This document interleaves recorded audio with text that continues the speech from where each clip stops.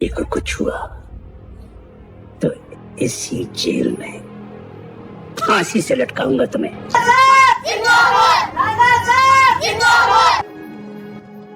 देख मंसूर, तू आग से खेल रहा है। साहब, हम लोग पहुंच गए। छटने वाला है।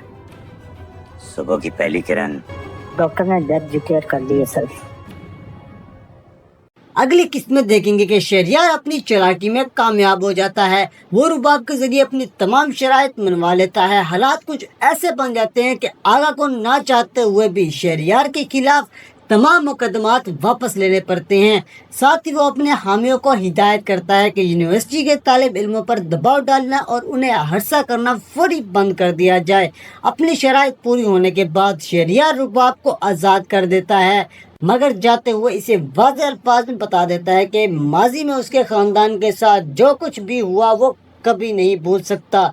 इसके दिल में नफ़रत और इंतकाम की आग उसी तरह जलती रहेगी।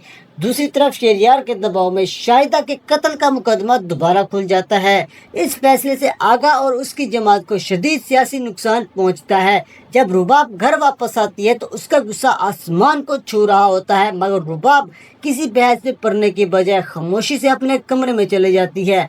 कमरे में तन्हा बैठकर देर तक रोती रहती है। इसके ज़हन में बार बार वो तमाम वाक़यात घूमने लगते हैं जिससे वो गुजर रही थी।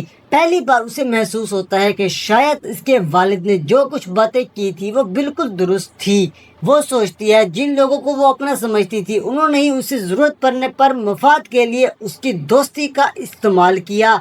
इस कश्मकश के दौरान इसके जहन में अब ये सवाल जन्म लेता है कि अगर वाकई आगा शाहिद को कत्ल करने में मुलव्वस नहीं था तो फिर असली मुजरिम कौन था।